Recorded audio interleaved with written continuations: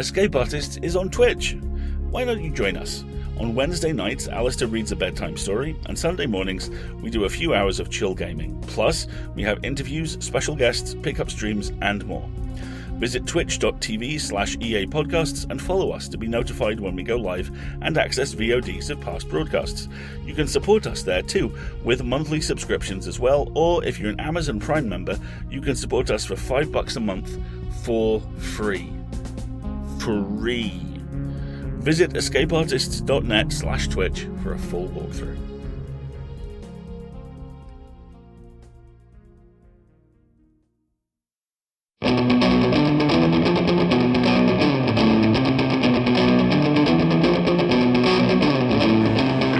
Escape Pod.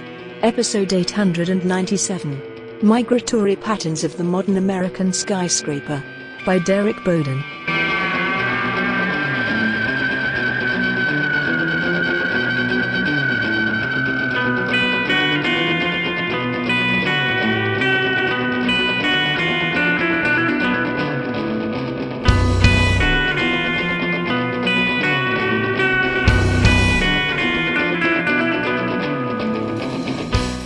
Hello and welcome to Escape Pod, your weekly science fiction podcast. I'm Mer Lafferty, this week's host. Our story this week is Migratory Patterns of the Modern American Skyscraper by Derek Bowden. This story was first published by Clarkesworld in July 2022. Derek Bowden's fiction has appeared in numerous venues, including daily science fiction, flash fiction online, and compelling science fiction. He is a writer, a software developer, an adventurer, a proud graduate of Clarion West class of 2019. Currently called Boston his home, although he's lived in 14 cities spanning 4 continents. He is owned by 2 cats and 1 iron-willed daughter. It's read for us by our own Valerie Valdez. Valerie is the co-editor and occasional host of Escape Pod. She lives in an elaborate meme palace with her husband and kids, where she writes, edits, and moonlights as a muse. She enjoys crafting bespoke artisanal curses, playing with swords, and admiring the outdoors from the safety of her living room. Her short fiction and poetry have been featured in Uncanny Magazine, Time Travel Short Stories, and Nightmare Magazine. Her debut novel, Chilling Effect, was shortlisted for the 2021 Arthur C. Clarke Award and was named one of Library Journal's best science fiction fantasy novels of 2019. Learn more about her at candleinsunshine.com. Now get ready to party, because it's story time.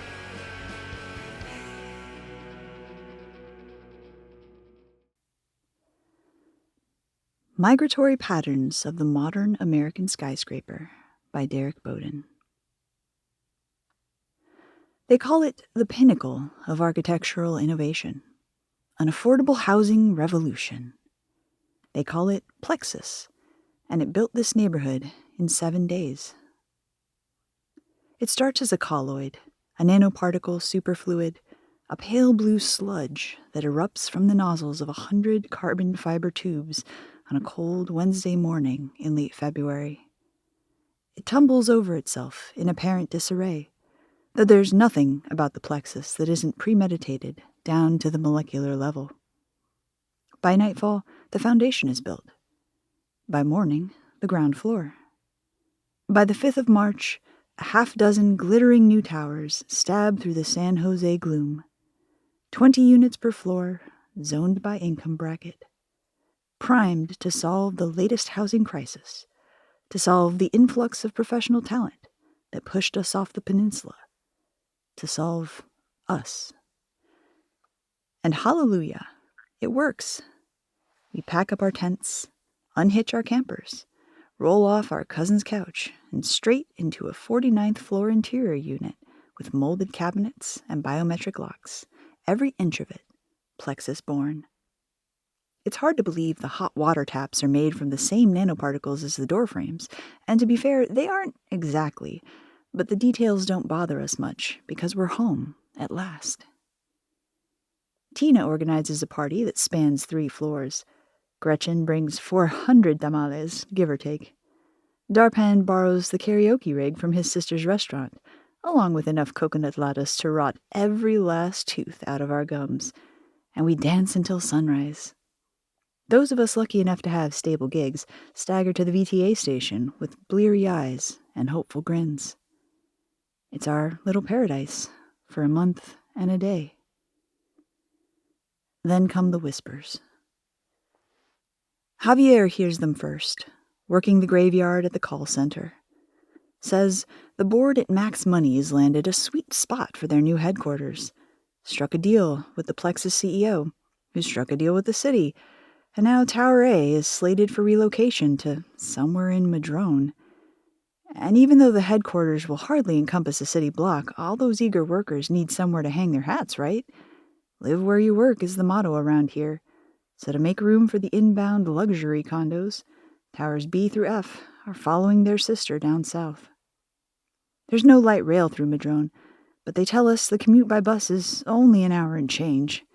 And the alternative is, there is no alternative. Remember the relocation clause in your agreement? Page 422, they say. So by week's end, our bags are packed. The Plexus comes down even quicker than it went up. Like towers of salt in the rain, our newfound homes just melt away. Crews suck it right back into their nozzles and rumble to a dusty stretch in downtown Madrone, spit it all out, and in 9 days we're moving back in. Hallelujah, home again. Tina hosts a subdued happy hour. We're not sure if this qualifies as a housewarming, and we're all a little nervous about jinxing it. But there's Miller High Life in the fridge and some leftover street tacos from God knows where, and we make the best of an awkward time. Next morning, well, turns out an hour and change means something different to everyone. But there isn't much work in Madrone, and we're not about to take a roof overhead for granted. So we suck it up and use the 3-hour, 40-round trip each day to grab some shut-eye, study for night school. We're old pros at finding the silver lining, you know. And truth be told, we've come to love our Plexus homes.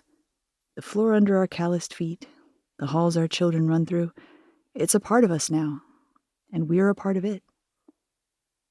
The whispers find us at the end of week 3.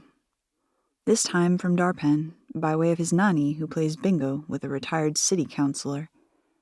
Apparently Madrone is on the up and up. Couldn't tell it by looking out the window, all big box stores and low-rent business parks, but the investors at Crypto Nuevo see an opportunity. All they need is space. Our towers take up a lot of space. And San Martin only adds another half hour to the commute. Each way. So we pack up and follow our homes further south. San Martin was mostly farmland before the last expansion. Now it's a patchwork of outlet malls and drab apartment buildings. A zoning issue forces corporate to re-envision our 6 towers into a dozen mid-rises and a 4-story annex. But our Plexus is crafty, just like us, and pretty soon, we're home again. This time we forego the party. Some of us lost our jobs during the moves, and the rest of us have to budget in an extra hour for transit come morning. At least we've got our trusty Plexus to come home to at the end of the weekend double. That is, until we don't. It happens 2 weeks after our move to San Martin. This time, nobody's expecting it. No whispers, no press release buried in the Mercury News, no email from corporate. 1 minute we're scrubbing mac and cheese off the casserole dish. The next minute the walls are coming down like a superfluid indoor waterfall, like a flood. We get out, all of us a miracle in itself, before the whole complex deconstructs into a frothy sludge before our shock-wide eyes. We catch glimpses of our belongings in the fray, sofas and silverware and half-unpacked boxes. But just as quick, they're gone. The Plexus flood carries it down Monterey, cleaving traffic like a regular nanotech Moses. We watch our homes turn left on 10th. Tina calls HUD. HUD says, check your eyes, no relocation on the books this month. We stand around the empty lot, across from the other empty lots, gauging our collective best interests. It's hot and dry, and the graveyard shift starts in an hour. Our eyes say, too late for that now. We pile into our cars, our sisters' and neighbors' cars, and we follow our homes out of town. The Plexus has a jump on us, though, and our caravan is shabby and slow. By the time we cross the 101, the retreating flood is a pale blue surge on the horizon. Once we pass the last fruit stand heading into the valley, there's no sign of it. Yes, there is, says Darpan. Darpan has good eyes. A minute later, we all see it. Up ahead, where the scrub reclaims the highway shoulder, a pale blue obelisk. 4 stories tall, as skinny as Javier's waistline, shimmering in the twilight gloom like a beacon, showing us the way. We press onward, deeper into the valley.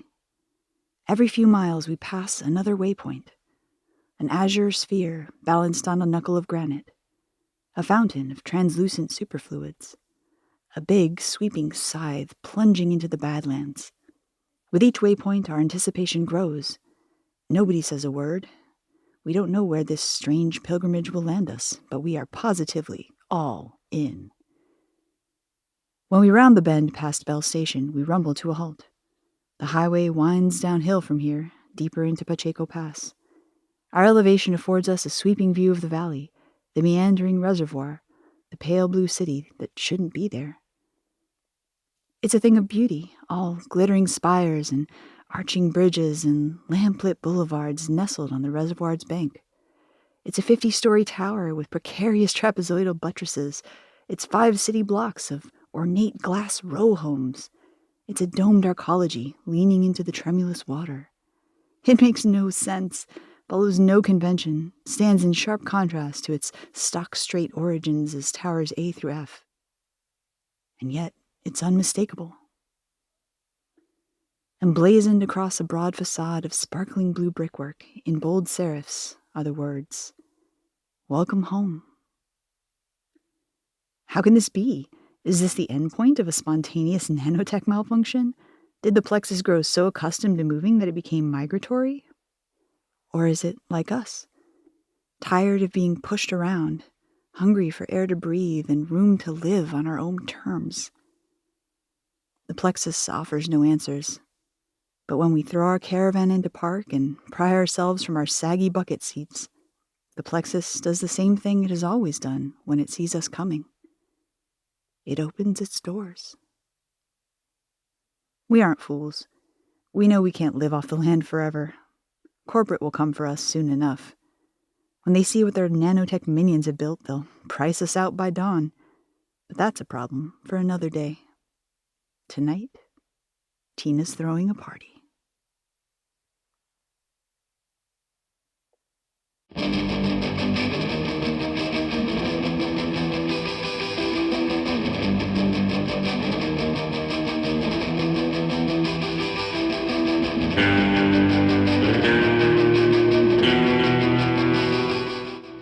Once again, that was Migratory Patterns of the Modern American Skyscraper by Derek Bowden.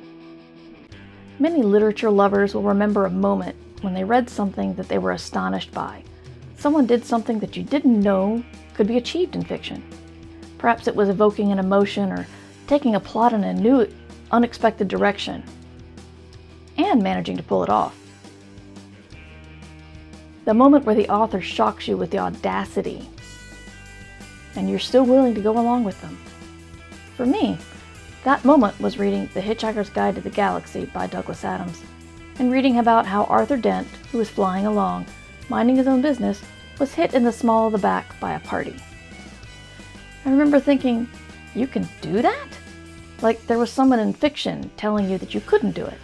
I mean, editors have some say, but ultimately, the author can do what they like. And Adams wanted a perpetual party in a flying building.